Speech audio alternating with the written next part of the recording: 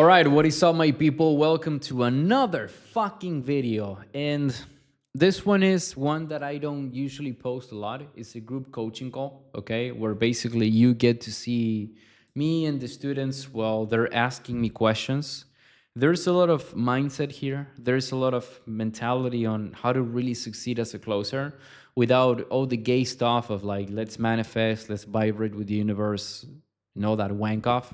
This is more, okay, what do I have to do to really win? You know?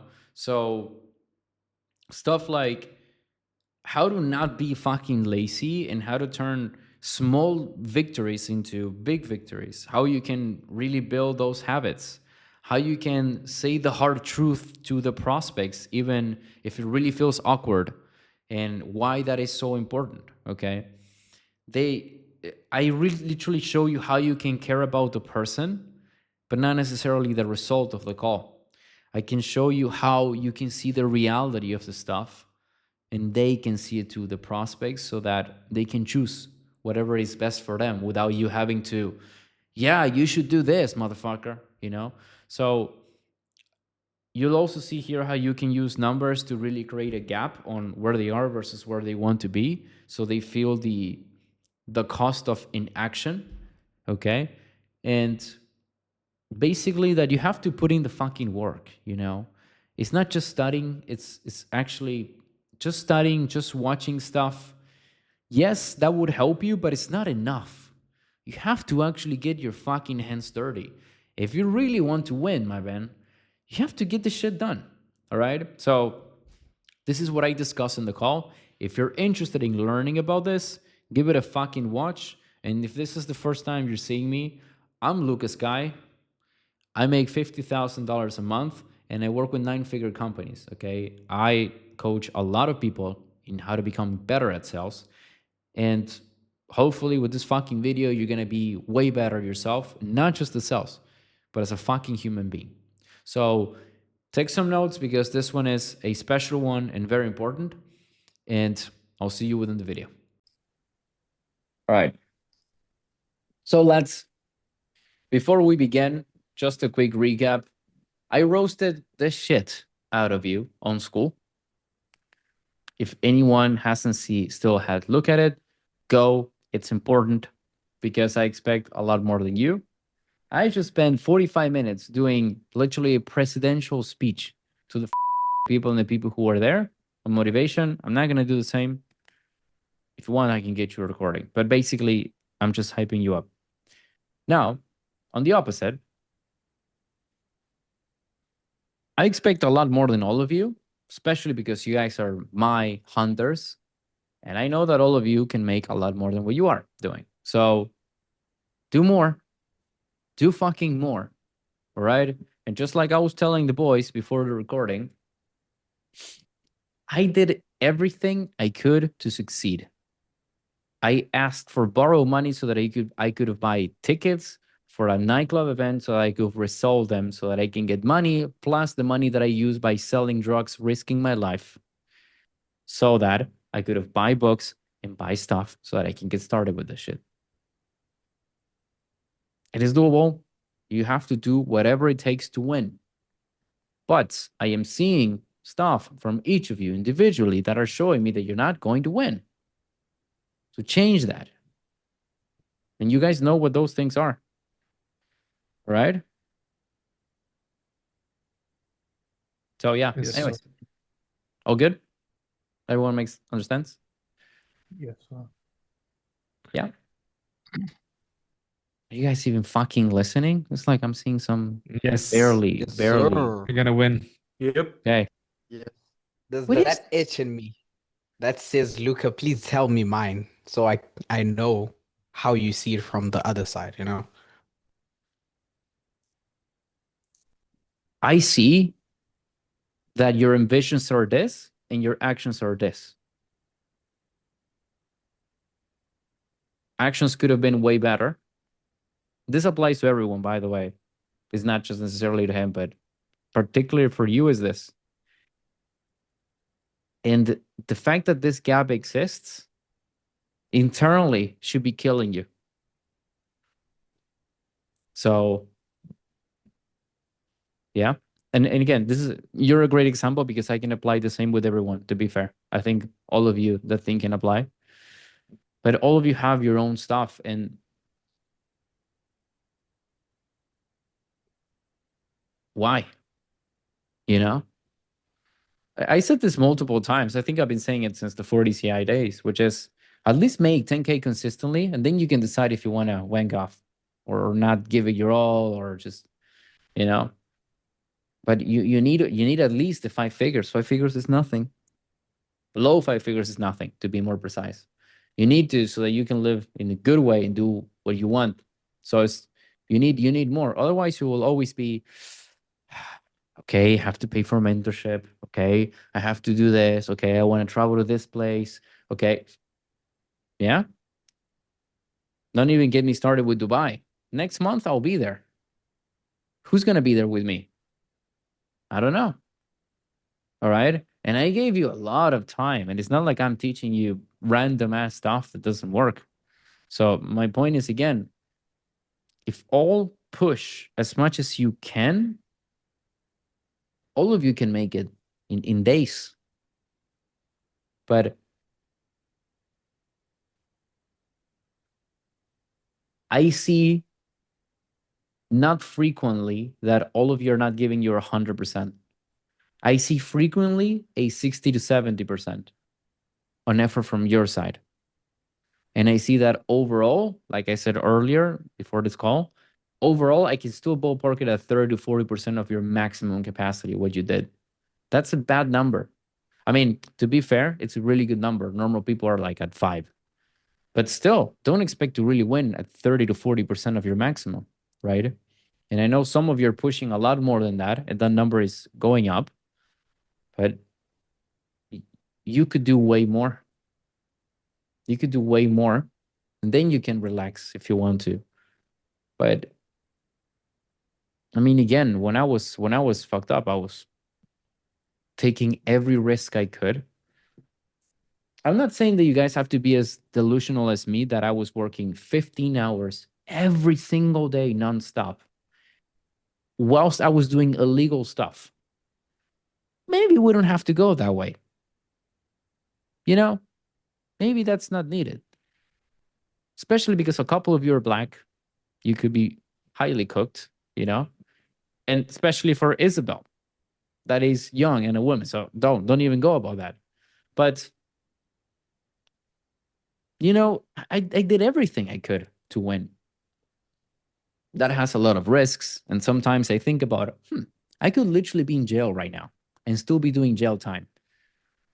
Didn't hurt anyone, but I wasn't doing the most good things, the best things. So yeah, I took a lot of risks. But I'm traveling to the Maldives and to Dubai in a few days. So no risk, no reward. Right? And that's what I want to explain to all of you. Also, I bought a thing that I want to show you guys, but it never fucking arrives, that I've been saying it for a while. But when you see it, you'll realize what I mean. And my point is, it's worth it. And even if everything goes badly, in that alternative scenario where I would have been in jail, I probably wouldn't like jail, but at least I would have said I fucking tried. You know? Which is way better than I didn't give my all fully. So yeah. I don't know. Do the same, lads. Make more, do more, and then you guys can decide if you want to chill. Right? But even the small stuff, all of you are very consistent, but I see when one of you forgets to put good morning in the channel. I see when you guys don't forget to post once on school. I see when you guys don't show to multiple calls. I see even the small, the tiniest, dumbest stuff. Because it's my job to do so. And when I see that, I know that it just gets bigger. The first good morning that you don't post turns into, I don't care if I post today. The first post on school that you don't do is like, all right, who gives a shit? And the first call you don't show up is like, I can just watch the recording. And it just keeps going, you know, it's like a snowball that just keeps. And without any exception, if I am any of you, I would have been doing more. And this is what the final point, so I don't make this an eternal yabathon. If I was one of the students, just like you, and you know, I'm in the same position, none of you will be able to compete me. None. And I say that even knowing that Tyler makes like 1,000 calls a day, or Amro works 16, 17 hours. Isabel, I think, once put like 18 or something. I don't know. Still, none of you would work more than me. And I know it with hand in the heart. No one. Right. And this is not me, I don't know, being a dickhead. It's like I genuinely know.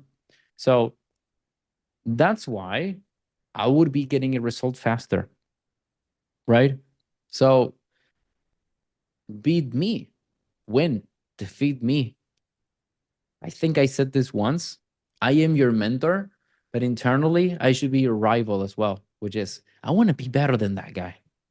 I want to be better at sales. I want to be better at psychology. I want to speak better than him. I want to make more money than him. Right?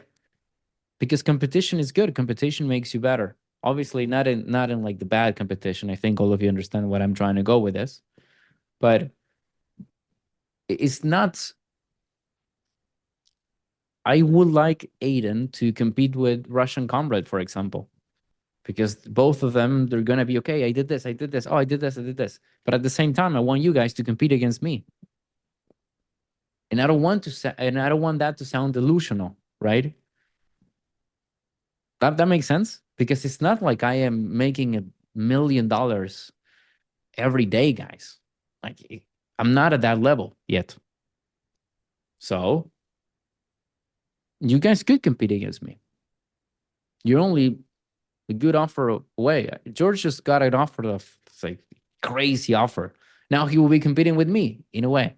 I can still roast his ass. But am I making sense? You just need that.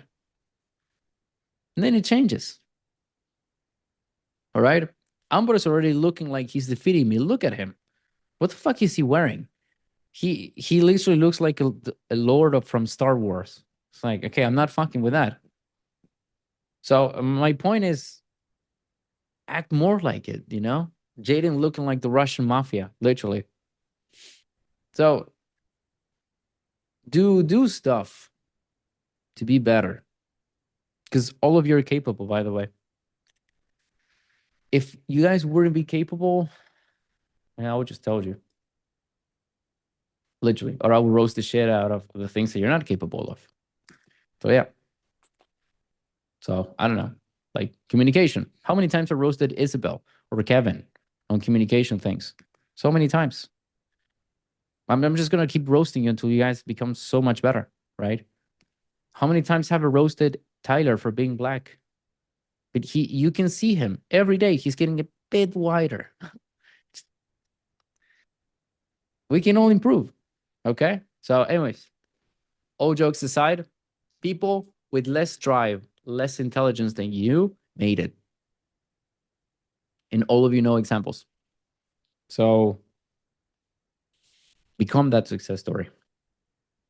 Put them all in the dirt. Anyways, any takeaways or something you want to add on this, or you guys want to jump into things? Jaden? I want you to ask, what do you define as hard work? Because I work every day, nonstop, but then you guys like say I should watch Solo Leveling, for example, and I got into anime now, watched like one episode a day, and I don't know if it's just procrastinating or if it's okay, but I'm literally working every day. Maybe Yeah. I watched like one episode of an anime at most, but I feel like I could avoid that and do something better. So, what do you think? This is an excellent question. Let me answer it this way. So, first of all, with solo leveling, actually, I do think it's productive to do that one. And it's not just because I personally like it a lot. It's just that you have to seen it to know it. If you've seen it, you know it's actually, you know what? This is actually good. Keeping that thing in mind. But obviously, no, I don't want you guys to be, you know what? I'm going to be watching anime now because it's going to motivate me. It's like, well, no, it's like, what are we doing? Right. So obviously you don't want to go in that extreme, but I do think it's a special one. Now, Jaden, let me answer your question. End of day. This is for yesterday. Time spent work on cells, 8 hours. Okay. What about the other 8? Number of role plays taken or calls, 1. Okay. Couldn't you make more? Outreach sent, X. So 0. Commissions made, 0. How hard you work today? 8. Okay.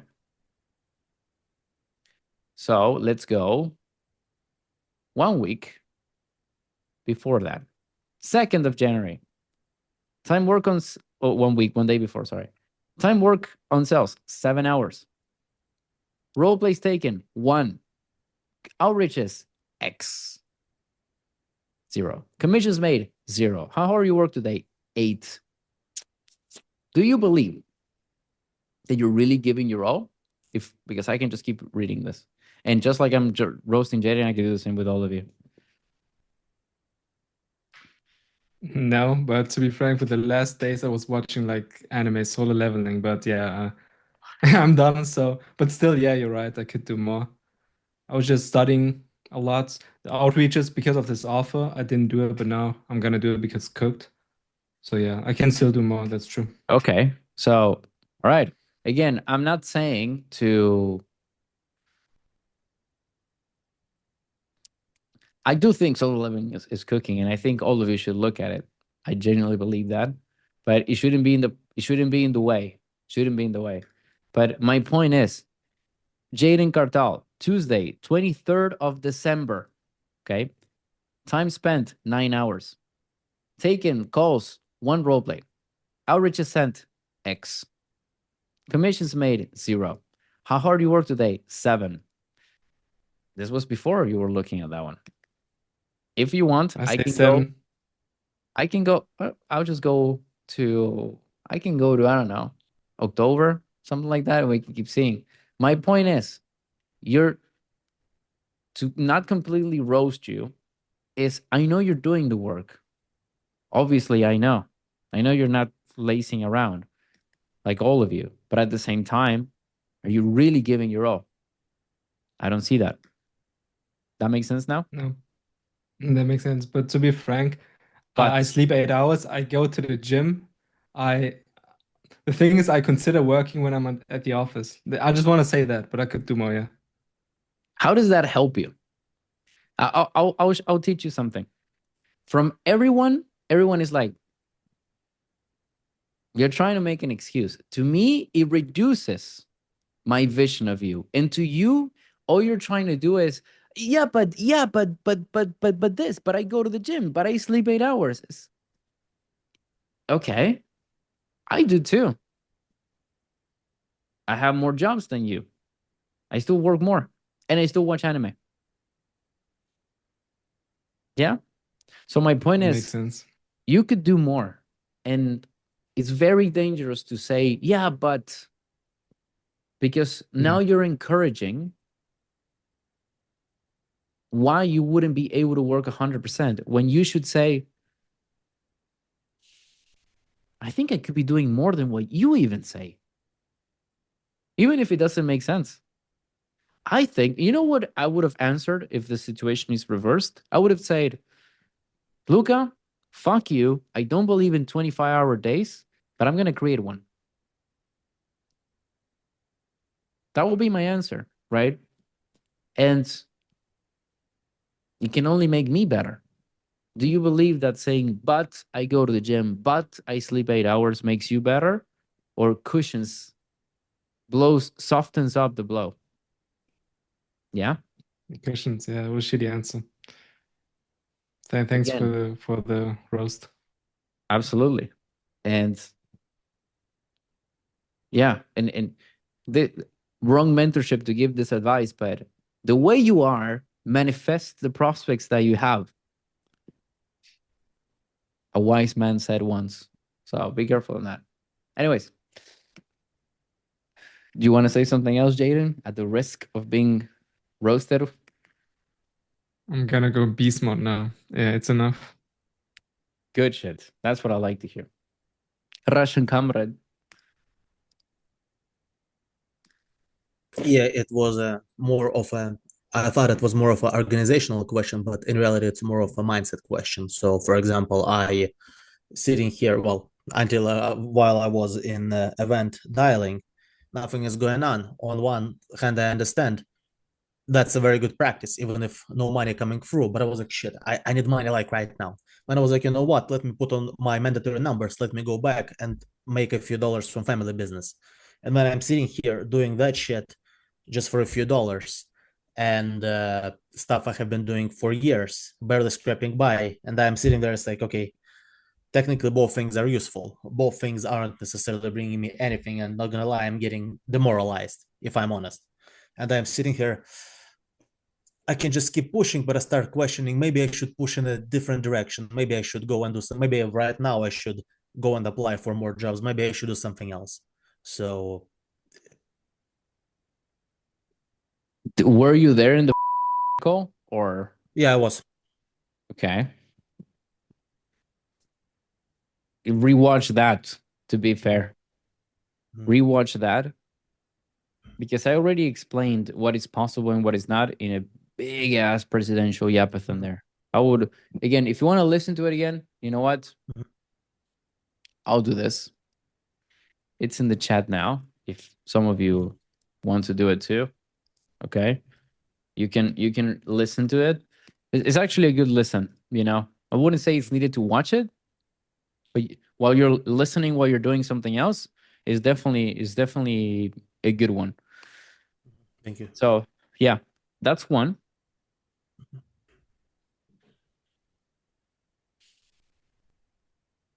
If with that, listening to that again, you still are in doubts, give up. Okay. The thing is that,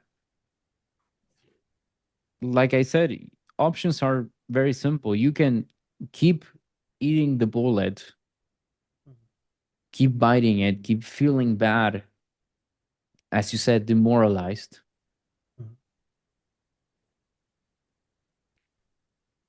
And have the chance of winning the life that you always wanted. Or you just say, yeah, I'm done.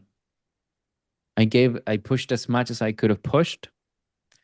And then 2 years down the line, when you realize that you're not in Asia where you want to live, working remotely, making money like this, you're going to bite the bullet of regret. Okay? So, like I said, it's choosing your own hell. Internet went off. You guys are listening. Yeah, you're back now. Okay. You're That makes fine no now, sense because Zoom crashed, but I could have seen Anjonator eat on Discord perfectly. And I just opened a YouTube tab. So like, what? Anyways, getting back to it. What I said was, you're gonna have to bite one bullet, which is the challenges of today or the regret of tomorrow. You're gonna have to suffer one hell. How difficult it's gonna be today, or how difficult it will be tomorrow with all the regret that that's gonna bring. That's it. If you and you should choose genuinely the regret, the bullet, the hell that it's less painful to you. Okay, not the one that you're feeling today, because obviously today you're not feeling the regret of not trying. You're feeling the painful of the pain of I'm trying and I'm not getting the results I want. Okay, but 2 years less, a lot less to be fair, but 2 years down the line, when people ask you, hey, what about all the things you tried and everything you invested in and all the time and what happened with that? Or when you say that to yourself, that's going to be a difficult thing to survive. It will destroy you. Okay? So again, the option of giving up, of quitting is always going to be there. And as a motivator that I am, I'm not gonna push you into it. No, no, no. You gotta do it. You gotta do it. It's like, no. You have to have conviction in the fact that you want to do it. And then I will personally make sure that I can fuel that fire even more. But the fire has to come from you, not me. I cannot tell you, like, oh, yeah, build that fire. Right? So, yeah, you can go 50 Cent mode, get rich or die trying, or just, I don't know, get to 9 to 5 and die working. I don't know. So, it's, I don't know if this is making sense. Tell me your thoughts. Well, see, the option of giving up is not on the table. It's more about trying to figure out how I can survive in the moment. For example, Okay. Ambra sent me an opportunity. I read for it. I was like, even if it's the greatest opportunity in the world, I cannot take it because it's commission only and I need something with a base because I need a cash influx like yesterday. And it's one of those Okay. things that I was like, okay, so the straight line is still a straight line. I keep doing what I'm doing. It's like, how do I survive right now? And which actions do I take to survive right now without holding me back from moving forward in sales specifically? Tell me if it makes sense. It's not just that it makes sense. Like I said in the call. So when I was working as a personal trainer and I quit because I'm gonna make money online with copy, I had no income. And I was like, oh, I made money yesterday. Right? I owed money to a lot of people that it's not like the government people that is like, hey, we're gonna keep stacking the debt. It's like people who will literally fuck me over, like in a bad way if I didn't pay to them, right? Because I wasn't asking for a loan to a government. So I wasn't in a bad position in that aspect. And I really needed money.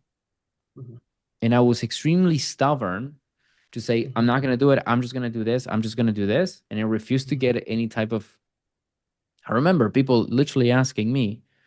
There was one particular woman I remembered. Her name was, and she literally told me, I will pay you the money that I needed in the month to survive just for you to train me. And I said, no. It's like, and it would have took me 1 hour a day anyways. And I was so stubborn, right? I do not recommend that. That was not a smart move. So what is the point with this? Like I said earlier, fight anything, anything. Don't care. You should not care. Right now, you're in a position where it's the moment of your life where you build yourself into success or you fail fully. If that means having to work as, I don't know, a janitor and not sleeping in the nights because you're doing sales and having the most fucked up schedule and only being able to have time to do 50 push-ups in the day and nothing else, you do that. You still do that.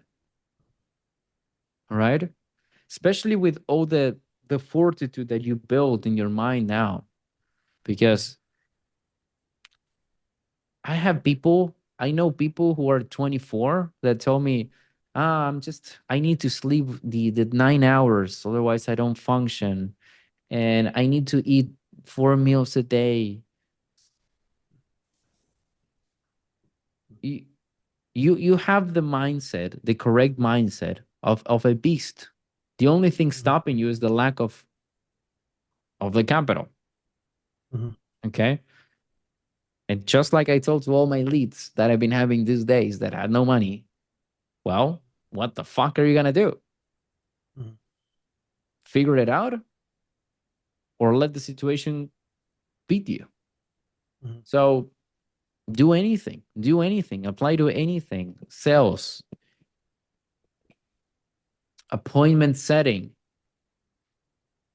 jobs, anything, because you need the money. And if it is only commissions only, don't be afraid of jumping into the call and saying, if I was you and I was offering a position, I would just say, I am the best one.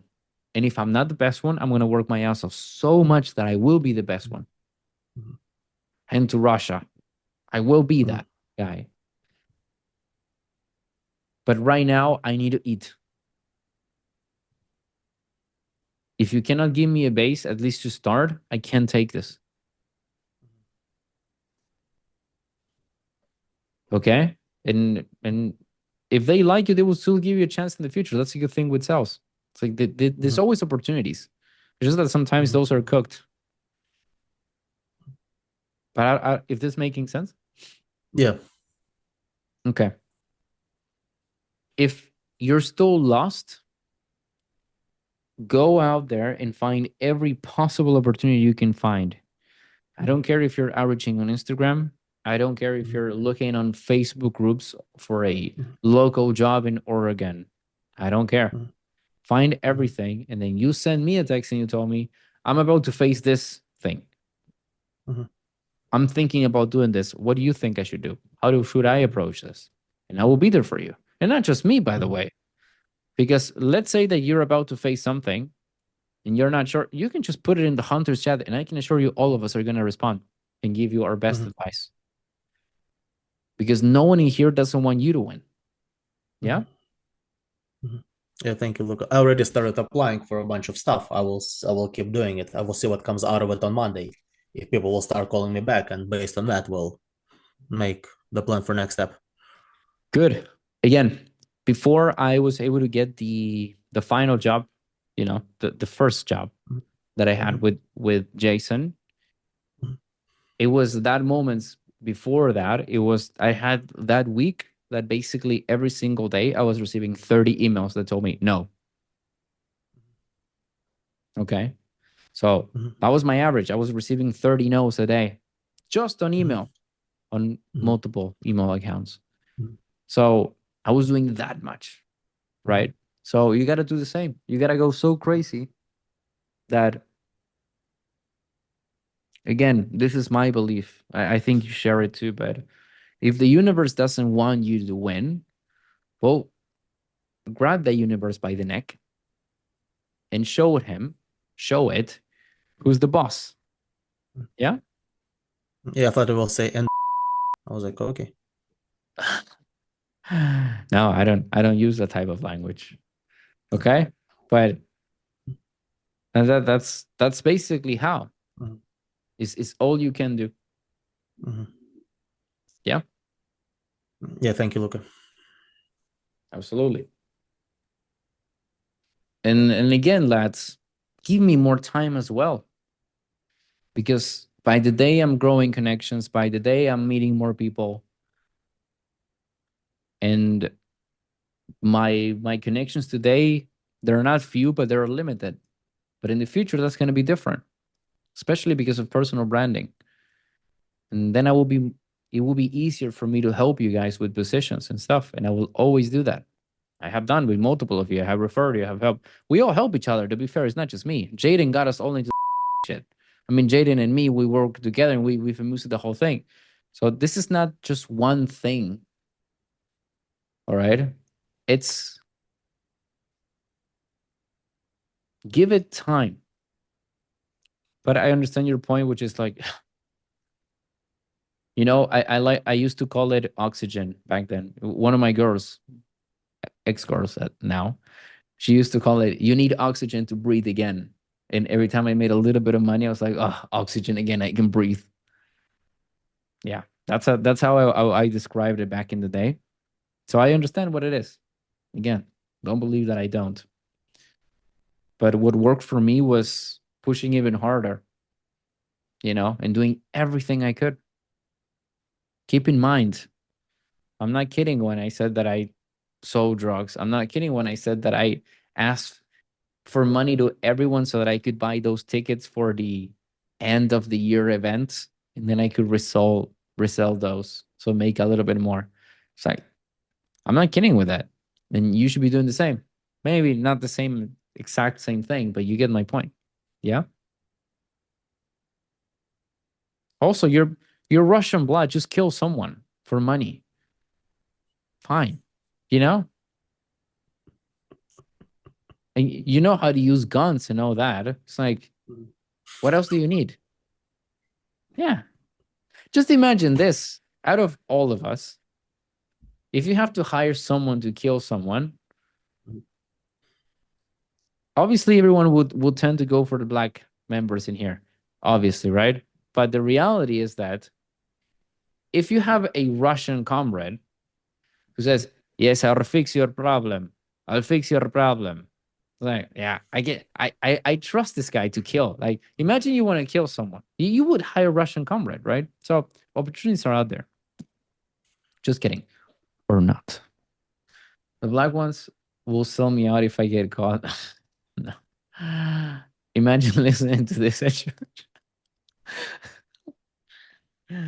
uh, anyways, yeah, diabolical. So, good stuff, everyone. Yeah, we all good. Tyler, you want to say something on this? Anyone, if you guys want to say anything, please. I would like to hear you. Nah, not on this. I don't want to pull a Jaden, so I'll wait for you guys. Okay. Kevin? Yeah, obviously, I have quite a few plans for this year, and I know I need to potentially do better, especially because one thing that I've realized since joining. Pause. What did I heard? Did I say potentially? Fuck, potentially. Start again. No.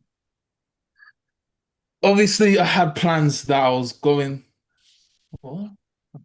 I don't know. Say it. Okay, yeah, more or less, yeah. No, I had plans that I am going to accomplish this year, and I've been feeling like recently. How would I say? Remember the offer that I'm currently in, the contract one, the HR and all that. Yeah. Well, I'm still in that, knowing damn well, you told me in the call not to get comfortable in that, the offer and, outreach more so you can get a better offer. And I feel like as of recent, I haven't been doing that. Obviously, with it hasn't went the way that I've wanted it to go. So I think now, is the time for me to just double down on outreaches. But I feel like a lot of the time, I know what I should be doing. I think we all know what we should be doing, but we're not putting in the action into doing that. I don't know what your thoughts are on this though. You know my thoughts on this. What are yours? It's time to work, man. Why would this time be different than before?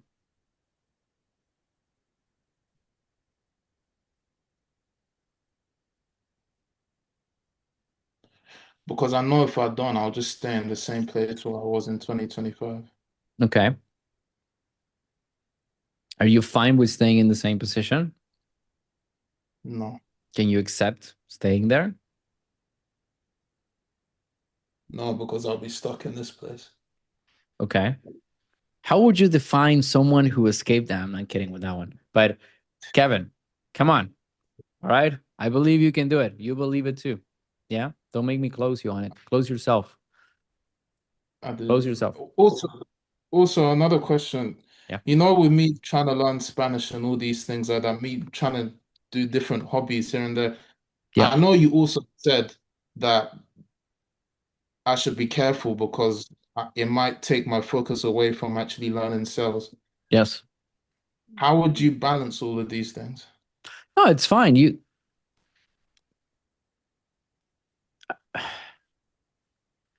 You guys can give yourself 1 hour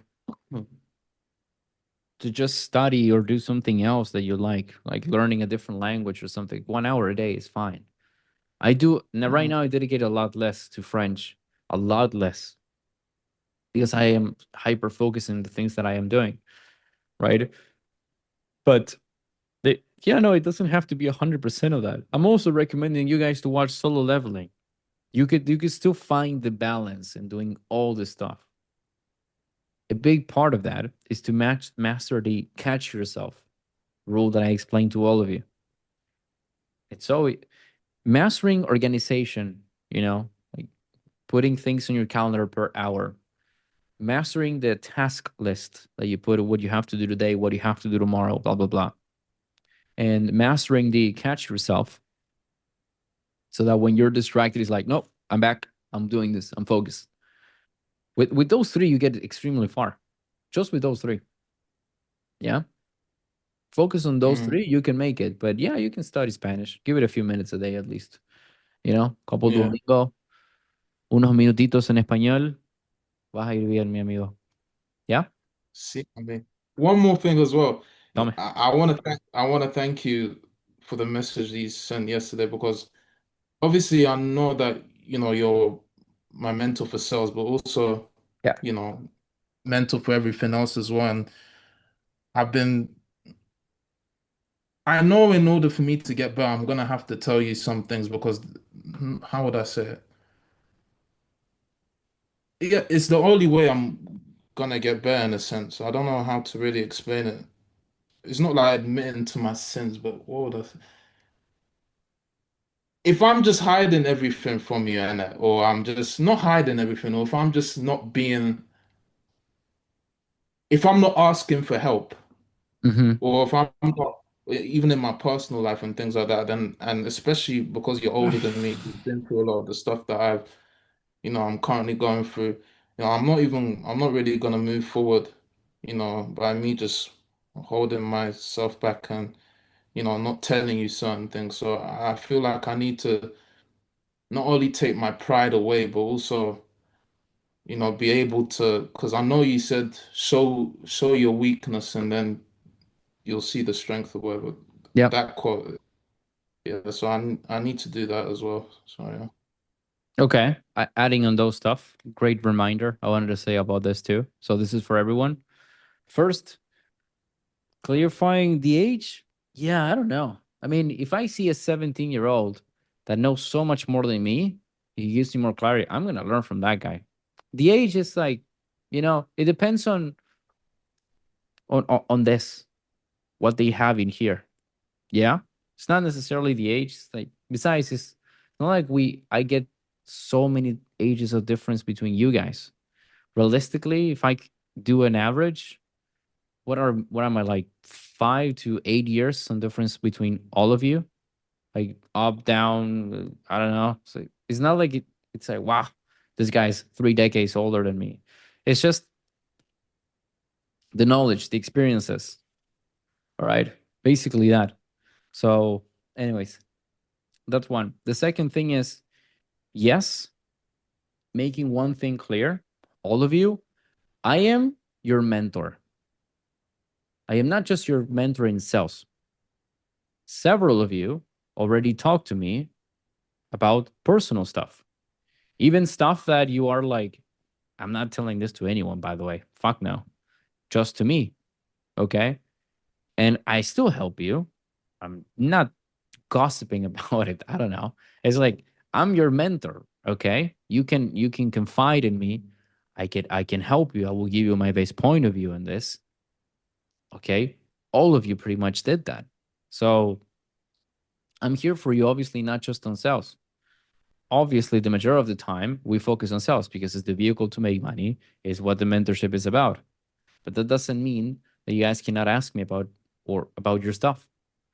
All right. So never doubt that. All right. Never. Calling out the example that happened yesterday, Kevin, or that happened with literally all of you at different moments that we discussed about some things. So never be, no, I shouldn't ask Luke about this. It's like, no, you fucker. That's why I am here. All right. So yeah, never forget that. So yes. Yeah. No, man. What's it? Number one, like with the elder thing, it's just I don't know if Tyler can relate, but you know how they say respect your elders and all these things like that. It's Is it just a because habit, is this a black thing? kind of. But it's they always say to yeah. So fuck. Could be. I think it's more But Asian though. Isn't this more Asian than black? But I fuck if think, I know. I don't know. and then also with the opening up thing, yeah, I understand and I respect. Yeah, man. I completely agree, and I'm gonna start Okay. With being all honest. right. Cool, cool, cool. And Yeah. I'll challenge you on that, which is Respect people who deserve to be respected.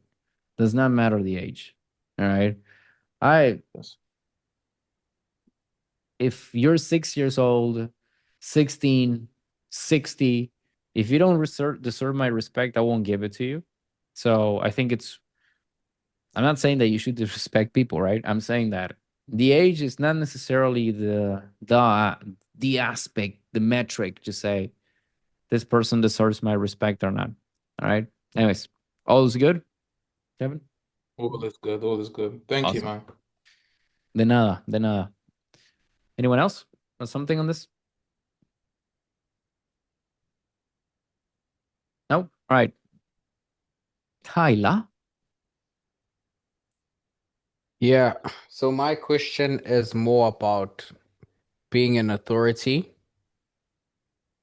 Now, Yeah. to give you context, I've been reviewing my calls and I noticed there's still that part of me that's holding back from being like full on, what is this? What is this? What is this? What is this? And that comes from I don't want to pick unnecessary fights in a call. But nonetheless, what allowed you to show up as this full authority who just questions the stuff and doesn't give a shit, basically? Okay. I don't know why I keep giving the same advice. And Jonator's gonna laugh about this one. You guys should really watch the one-on-one call I had with George. Another topic that the two calls that you guys are about to see from Jonator and George will increase your level so much. I'm not kidding, so much. I'm saying I'm bringing this up because it's in a way answered there, specifically in the call with George, but I'll say it in a different way now. You have two choices. But actually, before I go in detail about that, what do you think you're not doing to not be an authority? Let's see if I can connect everything. I feel like I don't know if it's because I got a skill upgrade, but now I'm noticing some loopholes on stuff I didn't challenge before. Okay. And I held back. I don't know if I'm a bit intimidated by the guy or whatever the shit is, but I've held back a lot of stuff, which today I could have like, you know what the fuck? Yeah. What the fuck are you doing? So yeah. Yeah, I know. Okay. So I explained this in more detail in the call that I had with George, but this is, you have two paths. Okay. Path one is saying, I'm going to not have the difficult conversation because it makes me awkward, because the person in front of me might not like this, because they don't know me, because it's just kind of weird to say this, whatever reason. So I'm not going to say this. I'm not going to challenge this. I'm not going to go about this. And that will give you an immediate sense of relief. You will be awesome. It's basically, for everyone here, how many of you knew that you had to train? You're like, but if I don't train, and then you don't train, you're like immediately it's like awesome when you really don't want to train. Then you feel like shit. Then you're like, anyways. But when you do this in the calls and you don't say that, you're giving yourself that instant reward of, okay, I'm not going to ask this complicated, this difficult question. All right. But what are you doing? You're going for the option of also not, and the way that I explained it to George is that in a selfish way, you're hurting yourself because you're reducing your chances of making money. You know that having the difficult conversations, that calling the things out, are the things that will actually make the prospects to pay you. Because you are reluctant, or you're like, I don't know about doing this, you're losing commissions. Okay. You will be losing the money that you could have made by not having the difficult conversation. And from the selfless point of view, you're not helping the prospect. He's just going to stay in the same fucked up situation because he didn't face the truth. And because he didn't face it, he won't change it. So That's what you're choosing by not doing it. However, if you choose to have the uncomfortable situations, the uncomfortable conversations, having to call things out when you really don't want to call them out, when you know that it's going to be this is going to be nasty. I don't like this. But you having to do that will create either a complete rage quit, which will save you time because you're not going to close the deal if you don't do this stuff, or it will make the prospect see the situation that they're in. And if they see it and if they understand it, they will work on changing it. Plus, if that's the case, what is the outcome? You make more money because they buy, because they really understand how fucked up their situation is. So at the end of the day, and recapping this, when you're in the calls with the prospects, you're going to have conversations where you will end up with the possibility of having difficult moments that you say, I don't know about saying this. I don't know about calling this out. This prospect is definitely not going to like this. And you can choose to not do it and risk not helping him and risk your commission. Or you can say, fuck it. I'm going to double down. I'm going to have the difficult conversation. And once I do, the prospect will see how serious this stuff is, and he's going to invest. So, selfish and selfless point. You're losing money and you're not helping the prospect, all because you're choosing the short term comfort of saying, I'm just not gonna call it out. Different story is if that you don't see it. It's completely a skill issue. Different story. You just have to be better. But if you're good enough to see it and you don't do it, that's basically you're seeing a 3-year-old getting kicked and punched by a 7-year-old, and you're like, I'm just gonna leave them. I'm gonna leave that 3-year-old get completely fucked. And it's like, well, you could just separate them. You have the power to do so, but it's gonna be a pain in the ass because they're gonna cry, and then there's the mom complaining, and okay, but you're gonna let the 7-year-old beat the shit out of the 3-year-old. Weird analogy, but hopefully it makes sense. You have the power. Now that you're seeing it, you can interject into it. You're choosing to not do it. So yeah, let me know if this makes sense, if you want to ask me something on this. Ooh, yeah, it makes a lot of sense because that's what's happening right now. I'm just before I could see some of it, but I also could see the parts of it where I saw it and chose not to go that route because it gave me that comfort to say, "Who, at least I don't have to challenge it." But later on in the call, it shows up as a bigger problem because they don't see that situation. They see it as just something comfortable. Now, the second question is, you've taught us this attitude of, yeah, I don't give a fuck. I'll just hop on this call and see if I could help or not. But there's this part of me that tries to make them see the light. Like, I don't know how, but let me explain it how Andrew Nater put it. He said this frame of him not trying to convince the prospect, but flipping it on saying, yeah, he's trying to convince me. I feel like part of me still tries to convince them in a sense. And how that shows up in a call is that I overly invest in helping them in a sense. And then before the call, it shows up on me saying, oh, I won't give a fuck on the call. But Yeah. before I hop on a call, there's that feeling of nervousness to say, fuck, I Yeah. have to do this. No, I get So this. yeah. I get it. It's the same of me saying, so all of you know that I do care and I do want all of you to make money. Okay? I believe all of you believe that. So does that mean that I have to invest myself in saying, you know what, Tyler, I am better than you doing outreaches. So give me your Instagram account. I'll do the outreach for you. That does not help you. Okay? That does not help you or me.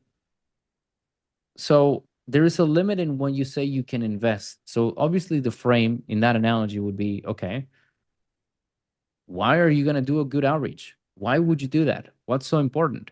And show you that to you this is super important and you're ready to put in the work like crazy. That's what you do. In the calls, it's the same. In the calls, you make them see the situation first, and then you say, why in the fuck are you living like this? And they have to tell you, yeah, no, I don't want to live like this anymore. Okay, why?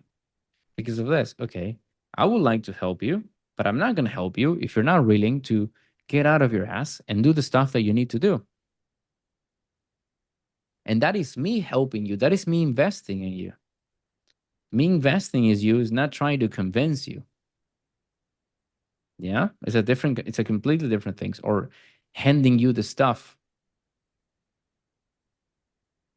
Make sense? Yeah, I guess my understanding of the word help in all of this was it had no limit. Right now, I see that to help someone, you actually make you like it's like what you said to Russian Comrade in that previous call. I can't make the fire for you. The only thing I can do is just fuel the fire, not Yes. make up a whole new fire. And that's the problem when I face with dumb prospects. I try to make the fire for them, and now it feels like I'm trying to convince the guy. And when you invest so much into someone, you get pissed when they don't see the fucking thing that you're trying to show them. So, yeah. Exactly. So, and when you say not giving a fuck, it's okay. Let me put it this way. Interruption. Yes. Coffee break. Jesus Christ. Okay. So when you say not giving a fuck, right? Not giving a fuck is to the outcome. But when I am on the call, I think even Amro called it out. When I am listening to the prospects, I am what? I'm so invested into the prospect. I do care. And this is what I mean with it. It's like the yin and yang.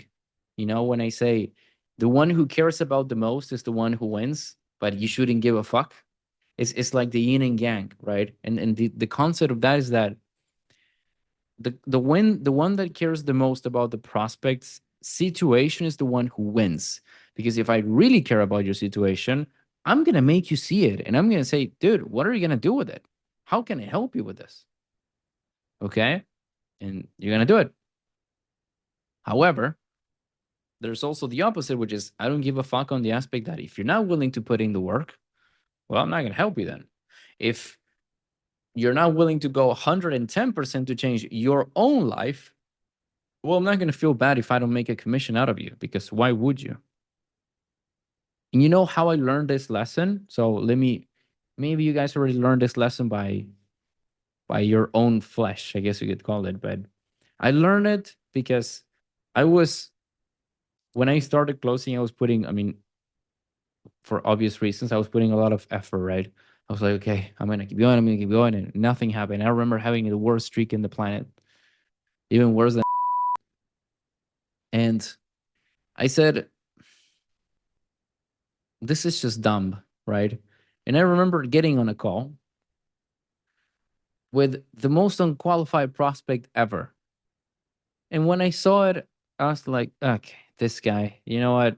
Yeah, what do you want to do? Yeah, I want to make money online. Oh, okay. Awesome, great. This was a one. I want to make money online. Okay, cool. Why? Because I want to make more money. Okay. What are you working right now? I don't have a job. Do you make any money at all? No, not really. Right. And you could see the background, everything was just completely fucked. And I was like, okay. So, and I remember I said it. So working with us is 4K. I said it like that. I didn't need discovery, pitch, nothing. I just said it's 4K. He said, cool, let's do it. I said, what? And I said, what? What do you mean? Yeah, let's do it. I mean, again, I don't have a job, but I'm willing to invest. I already got myself a loan. I know that this will require some money. I was kind of thinking about that number, so it's exactly great. Yeah, let's do it. And I was like, fuck me. What? And that shifted, yeah. I won't say his name, but he made, but then he ended up doing something else. But when this happened, I was like, huh. So I have to have a way of balancing myself, which is I'm gonna care for people who do care, because that guy, you could see that the dude cared, but I was just mentally exhausted on the thing because I thought it was a waste of time at that point. So this is where the don't give a fuck comes from. You guys don't have to care about it, about the outcome, but invest yourself and care about the situation, the persona. It's a balance, you know. Is that yin and yang? Is that Tao? That balance, that Aikido, that really makes you successful with everything. All right, and everything in life is like this. Literally everything. But yeah, I don't know if this is making sense. I'm making a yapathon, I know, but today I felt like speaking. Yeah. It makes sense. Now, the thing is, the question that I had is with the bit of fear that comes before the call, how do you With the overcome? Nah, what? the bit of fear that comes before the call, you know, that surge where you're like, fuck, I have to do this. And then you need to calm yourself. Like typically for me, let me explain to you how it Yeah. happens. Like before a call, I get that surge to say, nah, Carlos, this is crazy. Before a call, I get that surge to say, fuck, I'm about to do this shit. And then like, I don't know, like 5 minutes in, or once I see the person and start building some rapport with them, that's when I calm down. So is that normal? Because I need to balance that as before the call, it has me, I don't know, being fearful for no reason when I perform well on calls. I don't know why. So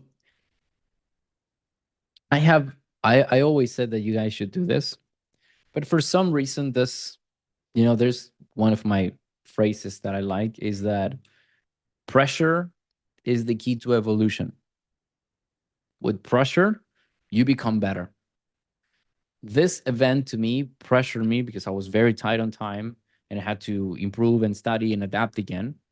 And I was able to unlock a better level of me in closing.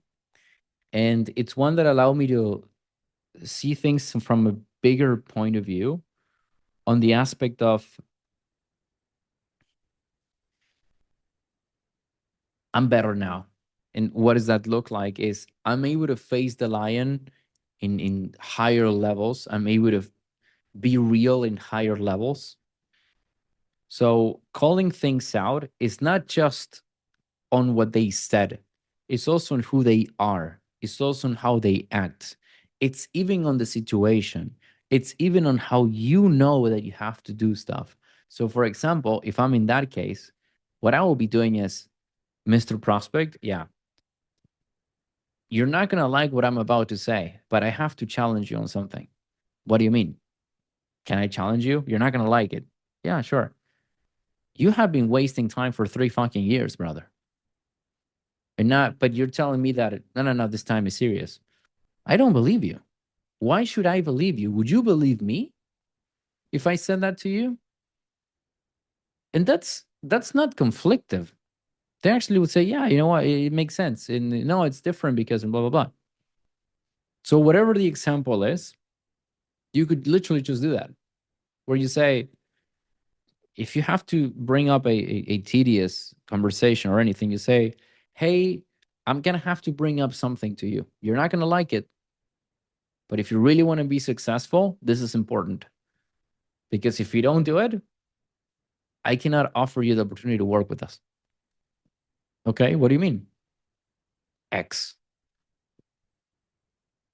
That makes sense? You have to call it out. Yeah, that's cooking actually. That's so cooking.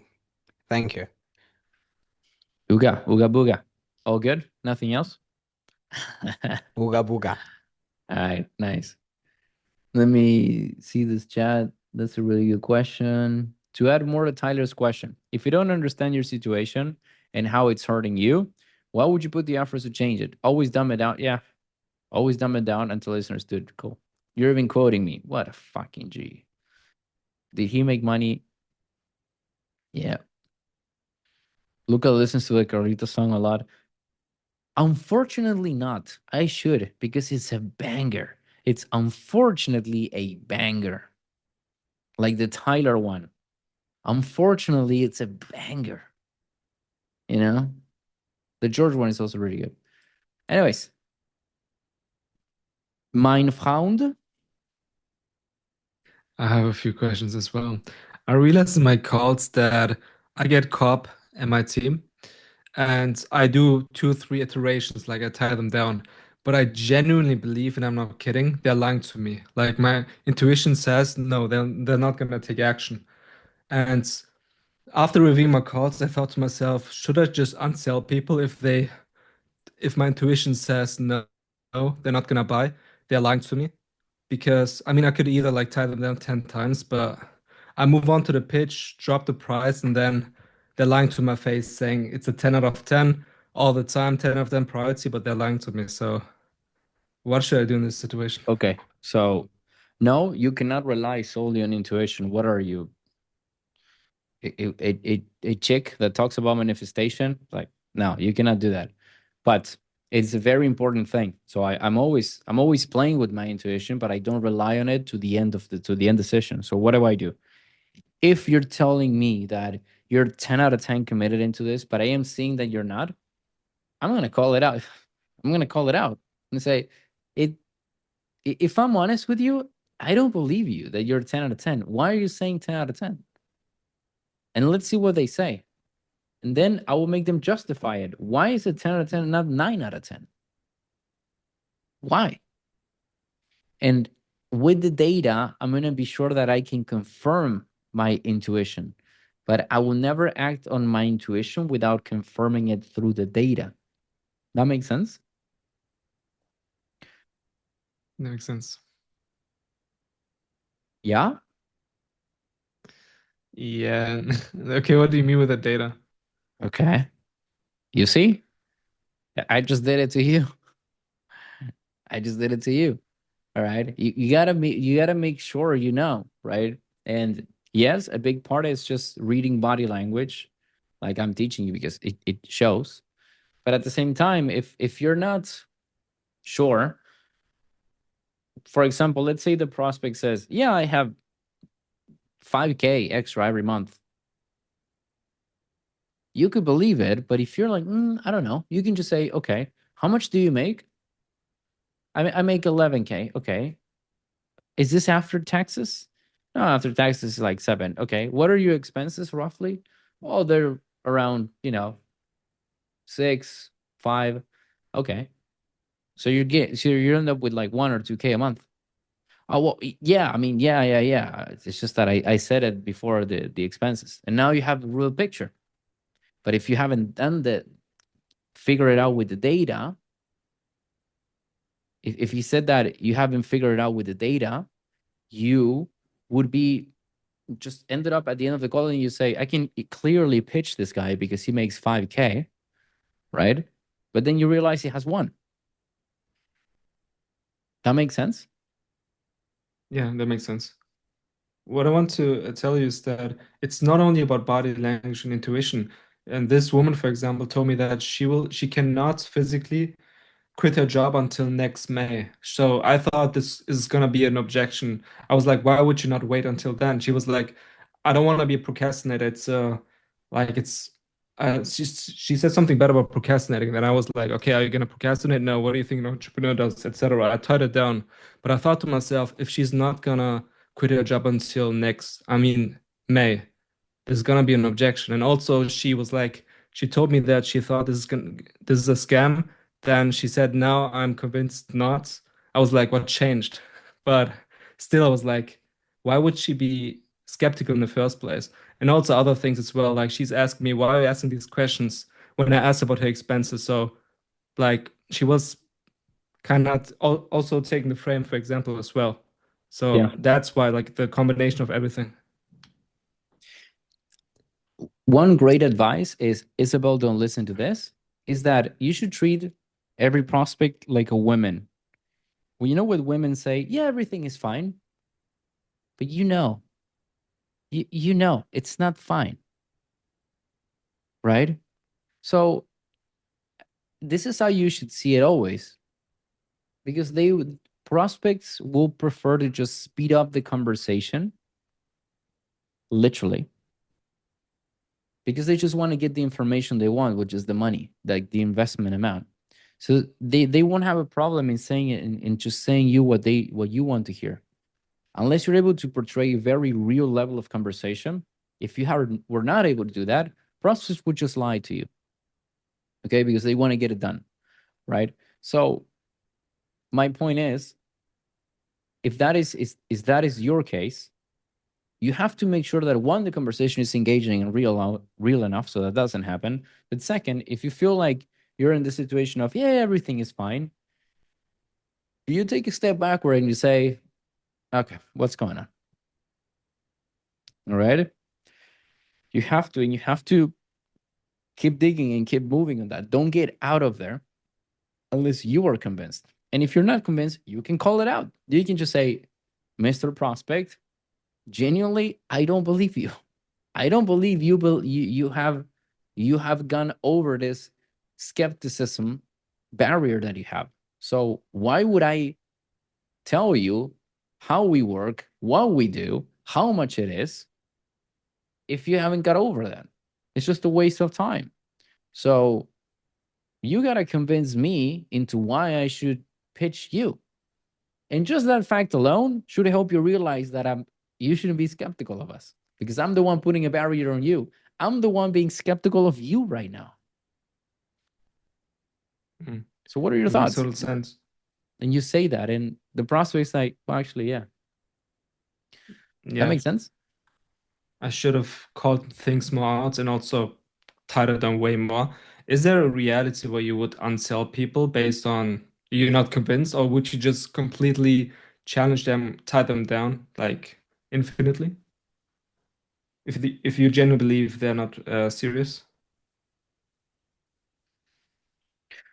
So I would always push as long as I am convinced that the prospect wants to do it, right? If I believe that there is I don't know, then I'm not gonna do it anymore. You can see, I'm gonna put this call for you guys to see. It's a complete loser of a prospect, right? And I got him tied down on everything you can possibly imagine: money, labeling, identity, everything, literally. And but then later on, I realized that the guy just didn't want to do it. And then I just said, you know what? Offers off the table. Because I genuinely believe it. And then I just let him walk, right? And now I have a good, like, the good is texting me now, saying that he wants to wait a bit, that he wants to actually join. So it's like, okay, interesting. But it's because I built that trust by not pushing. But it was a prospect who was extremely skeptical. He even said to me in the call, you're going to have to convince me, and it's, you're not supposed to do that, right? So yes, you want to help and you want to dig and you want to keep pushing, but if you're really seeing that the prospect is just looking for a way out, way better to, instead of trying to trick him, just say, why are you looking for a way out? What? Your life sucks. Why? And that is enough most of the times. But if you really see that they're just looking for a way out, it's like, okay. I don't know if this is making sense in answering your question. You let me know. Make totally sense. But I'm meaning before the pitch. Can you do that as well? I do it. I do it at any moment. I don't care. If I really see something, I'm Okay. going to call it out from second one to second last. Yeah, Makes sense. always. You have to do that more. Yeah. It's such a superpower, and no one does it to call out things. It is what we discussed in the latest call engineer that we had. It's such a superpower. It doesn't just work on sales. Okay, you see someone angry about something, say, "What's going on? What are you angry about?" This. It's just it's such a superpower. It allows you to get so real with people so quickly. All right, don't be afraid about doing it ever. Yeah. 100%. The other question is, in the checklist selling, we have what is the problem? What I want to understand is that there's the problem of, let's say, I want to pay the bills. I cannot pay the bills. Like, this is the cause of the pain. But you also could have the problem of, let's say, with copywriting, I don't know the right strategy, or I wasn't committed, or I'm rationalized or whatever. So could that be a problem as well? You're not zoomed out. You have to be zoomed out to see the real problem. You're telling me that they don't have the right strategy. Obviously, I know that's an obstacle, but that's not the problem. The problem is they're not being successful with the copy. So I'll zoom it out for you to understand. They're not being successful with copy. Okay. What is the problem of that? What is the cause of that? They don't have the right strategy. Okay, I can also flip that. But whatever the case is they don't have the right strategy to make it. Okay, why is that a problem? Do you watch the training what I explained the so what? Yeah. Okay, basically it's going to the end of the line, and then you got the problem. So okay, you're not doing the right things with the strategy that you have, right? Yes. Okay. So what's the problem with that? Well, I'm not making money. Okay. So what? My neighbor is barely making money, but he's happy with his life. No, I mean, I want to make money because I want to travel more. Okay. Why do you want to travel more? I don't understand. Because I want to travel more because I want to have better things with my girlfriend. Okay. Can you help me understand that? Yeah, because she's always a pain in the ass with traveling. She really wants to go everywhere. And I was never able to give her anything. And she sees everyone in her circle traveling. And, I don't know how this is going to go. And then you just keep going, and you end up that the problem is the fact that the relationship is hanging by a thread because he doesn't make money with copy because he doesn't have the right strategy. And then you're not selling him at the end. Yeah, the strategy is X. You're selling him, so this is how you can travel more with your girlfriend. And now the prospect says, take my money. That answers your question? 100%. No, it's clear. The problem is like the deeper level of the pain they have. So that what I mentioned, like let's say with copy, they were not committed or whatever, they didn't have the strategy. Could there be ownership? Do I mix it with ownership, or what is ownership? No. So ownership is a very critical point and part to close someone, because if they don't have ownership, they don't have a problem. It's someone else's problem. And if it is someone else's problem, someone else is going to fix it. How many times, Jaden, did you fix the problem that wasn't yours? Okay. Probably, unless you're a parent, you're not going to do that. So ownership is a critical point, but it's not tied to the problem. It's a separate column. What's your question? If it's the same, what do you mean? I don't understand the question. No, because you once mentioned that there's ownership of the problem and ownership of the solution. So Okay. can you explain it again? It's literally what the name says. So in order to close someone, you kind of want to have both, which is, I know that I'm not good at closing, right? Okay, I am taking the ownership by saying I'm not good at closing. My close rate is, I don't know, 5%. And yeah, that. Okay. The ownership of the solution is saying, I can fix this by investing in a mentor. I can fix this by not reciting what a kid on Instagram tells me that I should do. That's like ownership of the solution, right? But the thing is that ownership of this and ownership of this requires something. And that something is investment of money, investment of time, investment of effort, all right? Some type of sacrifice. So my point is, if prospects don't understand those two, you wouldn't be able to advance into the call. Is that what you're asking me? I don't understand. I'm still lost. Yes, but what's the difference with commitment then? Isn't that similar to commitment? The ownership of solution? No, ownership of solution is saying I can do it. Commitment is saying I will do it. Okay. Ownership is understand. saying I have the capacity to do this. An example. I can go and talk with a bunch of fat fucks and tell them, do you believe that you can get abs? Some will literally tell me no, because I am big boned. Okay. Some will literally tell me, yes, I could. I know that I could. Okay. And then I ask them why not, and they say, no, but I really prefer just to eat Cheetos and drink Coke and eat burgers and stay on the couch all day. And by the way, people really prefer that. Like some people, right? They will actually choose that willingly, you know?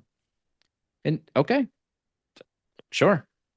They don't have commitment, but they do have ownership. And this happens, by the way. When I'm making this example, but just try to find it with something else. Maybe with dating from a friend or with yourself or you studying or you going to the gym, whatever it is that you know you could be doing better and you're very aware of it. However, you actively choose to not go all in. Yeah. So that's the example. So both are super important. Obviously, without commitment, that's where the cup analogy is born.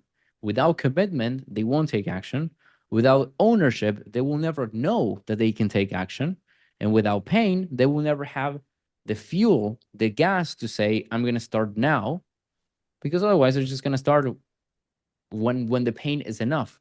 The pain is basically the trigger. All right. And obviously, all of you should know that the pain is tied to the urgency of the pain, right?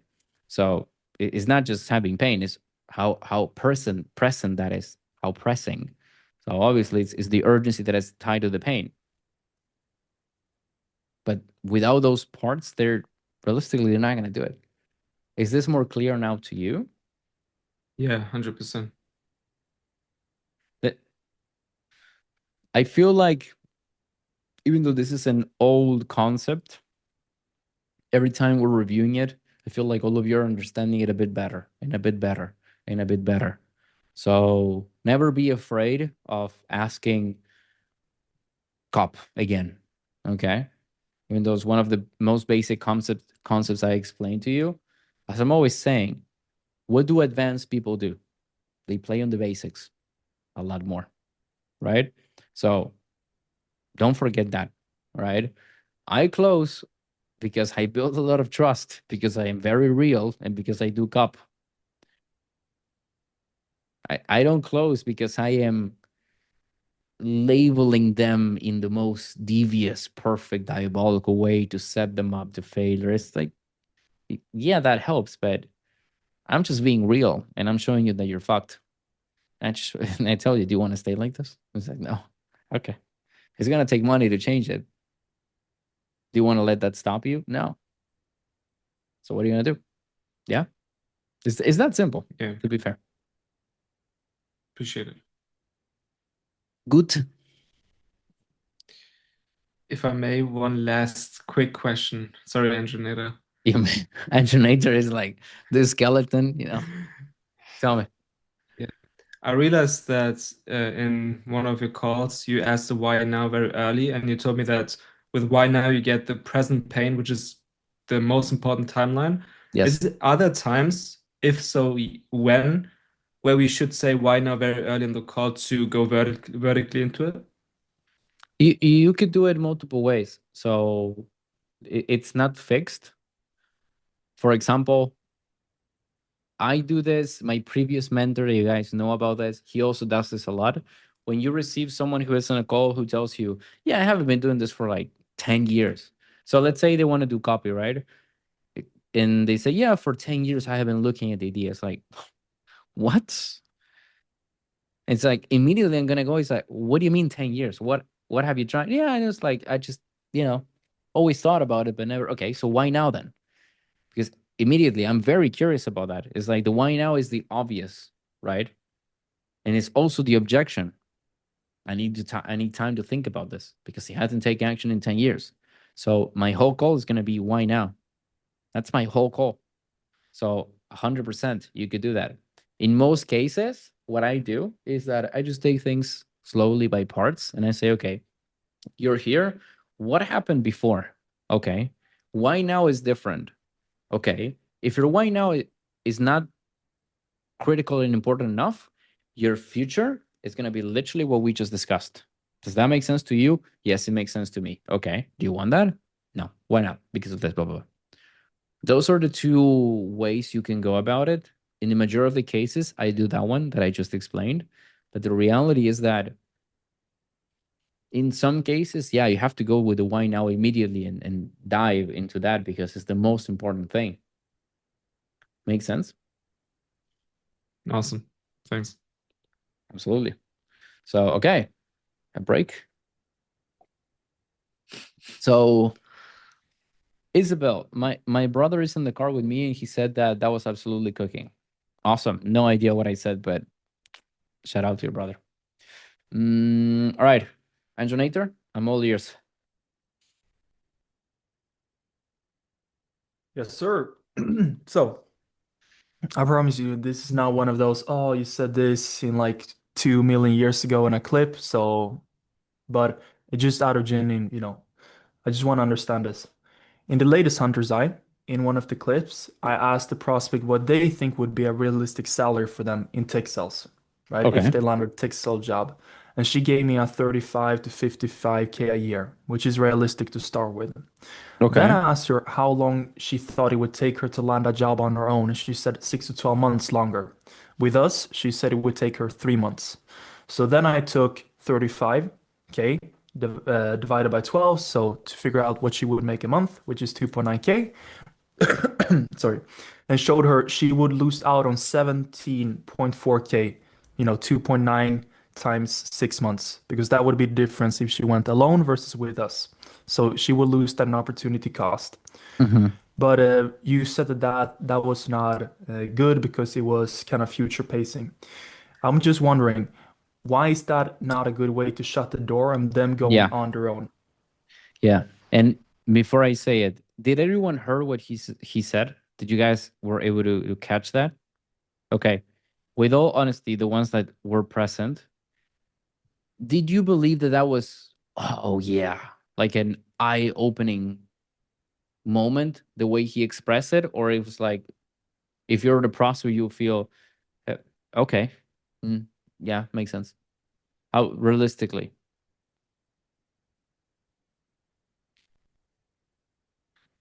Is everyone asleep? Yeah, I would just say, yeah, It would be yeah, the it makes second sense. one. Okay. So it's because when you make these comparisons with what it could be, first understand the more you future base, the less powerful it's gonna be. All right. That thing that you just said was literally 100% future pacing. There's nothing in there that is real. That's why it's not powerful. The way of doing it that I would be powerful would be. So, and I would even combine yours so that you understand.